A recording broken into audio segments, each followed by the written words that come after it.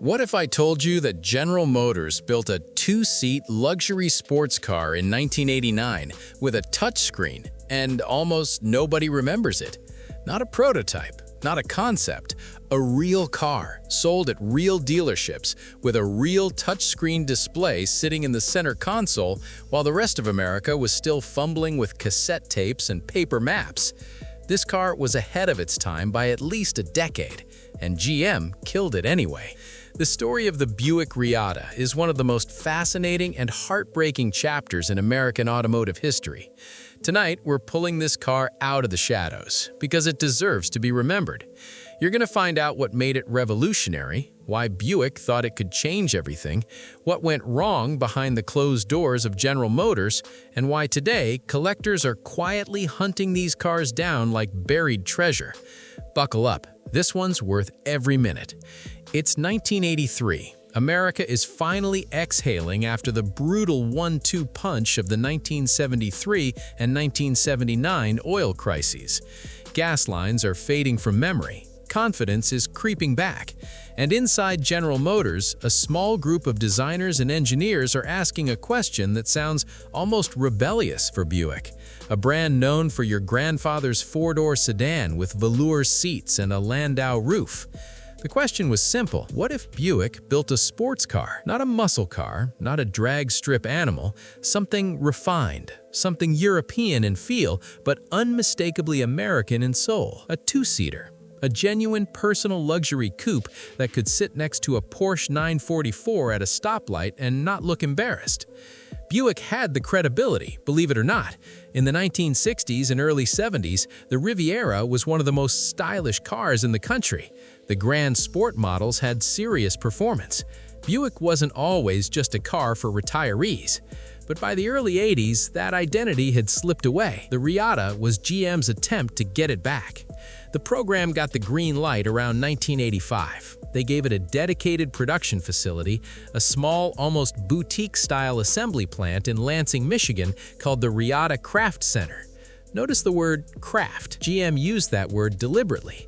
This wasn't going to be another anonymous car rolling off a massive assembly line. Each Reatta was supposed to feel special, hand-assembled, quality-checked, individually inspected. In theory, it was GM's answer to European coach building, and for a brief, shining moment, it worked. Let's talk about what you actually got for your money, because the Reatta spec sheet reads like a car from 1995, not 1988. The heart of the Reatta was GM's 3800 series engine, a 3.8-liter V6 producing 165 horsepower made it to a 4-speed automatic transaxle. Now, before you scoff at that number, understand the context.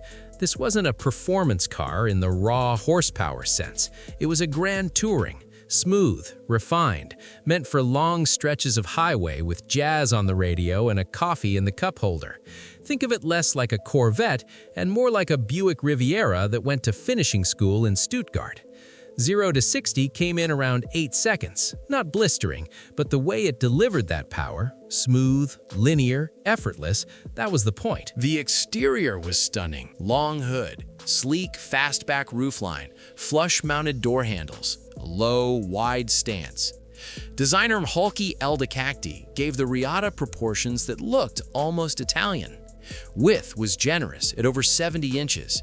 The wheelbase was 100 inches exactly, and at just 50 inches tall, it had a genuinely low, athletic silhouette that turned heads in a way a Buick LeSabre simply could not. But the interior, that's where the Reatta became science fiction. In 1988, the Reatta shipped with a CRT touchscreen display, the Electronic Control Center, mounted in the center of the dash. It controlled climate, the audio system, and displayed diagnostic information. You could tap the screen to adjust the temperature. In 1988, the same year a Big Mac cost $1.89 and most Americans still had rotary phones in their kitchens. Yes, the system was slow. Yes, it was occasionally finicky. Yes, there were legitimate complaints from early owners. But the ambition behind it was extraordinary. GM was essentially trying to put a primitive computer interface in a production car years before the rest of the industry even considered it. The Reatta also offered a heads-up display option, projecting speed onto the windshield. another feature that wouldn't become mainstream for another 15 years. Standard equipment included leather seating, power everything, anti-lock brakes, and enough sound insulation to make the cabin feel like a private club on wheels. Prices started around $25,000 in 1988, roughly $65,000 in today's money. This was not a cheap car, it was a statement. To really understand the Reatta, you have to feel the temperature of 1988 America. Ronald Reagan was wrapping up his second term, the economy was buzzing. Baby boomers were hitting their peak earning years, buying houses in the suburbs, and for the first time in a long time, spending real money on themselves. The two-seat personal luxury market was heating up. Chrysler had launched the LeBaron convertible. Ford was quietly working on what would become the Thunderbird Super Coupe. Import brands, BMW, Mercedes, Porsche, were eating into the American luxury market in ways that terrified Detroit. The Japanese were selling Acura and Lexus. Something had to change. Buick's pitch was essentially this: you don't need to buy European to buy prestigious. You can have American craftsmanship, American engineering, American style, and still feel like you're driving something extraordinary. For a certain kind of buyer, a Buick loyalist in their late 40s or early 50s, successful, nostalgic for the Riviera's glory days, the Reatta must have felt like a gift. Finally, a Buick worth getting excited about again. Motor Trend loved it, Road and Track praised its refinement, magazine covers featured it. For about 6 minutes, the Reatta was a genuine sensation. Here's where the story gets complicated, and honestly, a little sad. GM projected annual sales of around 20,000 Reattas. What they actually sold in 1988, the first full model year, was about 4,708 units. In 1989, around 7,009. In 1990, sales dropped to roughly 6,383. By 1991, the final year, only about 1,214 coupes rolled out the door before the plug was pulled entirely. Why? Several reasons, and none of them are simple. First, the price was aggressive. $25,000 for a Buick, not a BMW, not a Mercedes, a Buick was a hard sell for many buyers. The perception problem was real.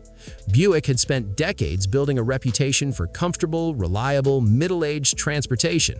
Suddenly, asking those same customers to pay near Corvette money for a two-seater required a total mental reset that many simply weren't willing to make. Second, the technology backfired. The touchscreen, revolutionary as it was, drew complaints. The system could be slow to respond. Early units had reliability issues. In an era when buyers expected every button and switch to work flawlessly every single time, a bulky touchscreen felt like a liability, not a luxury. By 1990, GM actually removed the touchscreen on some models and replaced it with conventional controls, a tacit admission that the technology had outpaced consumer readiness. Third, the performance was mismatched with the image. Here you had a two-seat sports car, and it couldn't beat a Mustang GT in a straight line. For buyers who wanted a sports car in the traditional American sense, the Reatta felt underpowered. For buyers who wanted pure luxury, the two-seat layout was impractical. It fell uncomfortably between two audiences and fully satisfied neither. And then there was the internal politics. Inside GM, resources were always finite. The Corvette team guarded their territory fiercely. There were real internal tensions about whether a Buick two-seater was even conceptually appropriate, whether it cannibalized Corvette's identity or confused the lineup. Those conversations, held in conference rooms in Detroit, had consequences that reached all the way to the showroom floor. A convertible was added in 1990, a genuinely beautiful open-top version, but it arrived too late and in too few numbers to save the program. By 1991, the decision had been made. The Reatta Craft Center went quiet. The car was gone. Pull back for a second, because the 1990 and 1991 Reatta convertibles deserve their own spotlight. GM contracted out the conversion to a company called ASC, American Sunroof Corporation, which had done similar work on the Corvette and Chrysler LeBaron. The result was arguably one of the prettiest American convertibles of the entire decade. A power soft top, a clean, uncluttered deck lid line, and that same smooth Reatta face looking out from under the open sky. Only about 2,000 convertibles were built across both years total. That's it. In the collector world, those numbers are a heartbeat away from rare. A clean 1991 Reatta convertible in original condition condition is not easy to find, and when one does surface, buyers notice. Fast forward to now, and something interesting is happening. The Reatta is being rediscovered. For years, these cars sat ignored at estate sales and in back corners of used car lots, priced like appliances, because nobody quite knew what they were. Early 2000s values were sometimes laughably low, under $5,000 for a clean example. People drove past them without a second look. That's changing. A new generation of collectors, many of them the exact age to have seen these cars new on dealership floors as teenagers, is starting to pay attention. Clean, low-mileage coupes are regularly bringing $10,000 to $15,000 at auction. Prime convertibles with original paint, functioning touchscreens, and documented service history are pushing past $20,000 and in some cases beyond. The trajectory is up. The Reatta also has something that most forgotten cars lack: a genuine community. The Reatta Owners Club has maintained an active membership for decades. There are dedicated forums, parts suppliers who have stepped in to keep these cars running, and enthusiasts who have reverse-engineered the touchscreen electronics to keep those original CRT displays alive. This is a car with a loyal, passionate following, small but serious. And here's the thing that makes it particularly interesting as a collectible. It's real-world usable. The 3800 V6 is one of the most durable engines GM ever built. Parts, while not always cheap, are available. A well-maintained Reatta will happily cruise on the highway, draw attention at every car show, and start reliably on a cold morning. It's not a garage queen. It's a driver. Here's the part of the story that most people, even dedicated car enthusiasts, don't know. The Reatta nearly got a turbocharged engine. In the late development stages, engineers tested a turbocharged version of the 3800 that produced somewhere north of 200 horsepower and reportedly transformed the car's performance character entirely. People who drove the prototype said it felt like a completely different machine, sharper, faster, genuinely exciting in a way the production car wasn't. GM killed the turbo option before it ever reached production. The official reason was cost and reliability concerns. The unofficial reason, depending on who you ask in the engineering community, was internal resistance from teams who didn't want a Buick outperforming certain other GM products. We'll let you draw your own conclusions on that one. There was also a mid-engine concept, yes, mid-engine, explored early in the Reatta's development that would have put it in direct spiritual competition with European Grand Tourers. It never made it past the drawing board. But imagine for a moment a mid-engine, turbocharged Buick Reatta in 1989. That car could have changed everything. Instead, we got what we got, which honestly isn't so bad. The Reatta that did exist, with all its quirks, its groundbreaking touchscreen, its beautiful proportions, its quiet ambition, is one of the most genuinely interesting American cars of its era.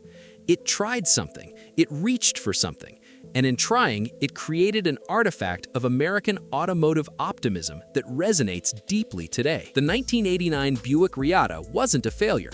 It was a car that arrived before the world was ready for it. The touchscreen you tap every morning in your car right now, the one that feels completely normal, completely obvious, that idea lived first in a Buick at a small plant in Lansing, Michigan, assembled by hand by workers who believed they were building something important. They were right. It just took everyone else 30 years to catch up. If you've ever seen a Reatta sitting in a driveway and wondered about it, now you know. And if you've never seen one, start looking, because these cars are quietly disappearing into private collections, and the window to own a piece of this particular story is getting smaller every year. If this video opened your eyes to a car you'd forgotten, or one you're discovering for the first time, hit that subscribe button.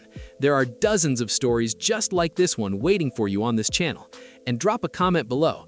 Did you ever ride in a Reatta? Did your family own one? I read every single one. Let's keep these stories alive together.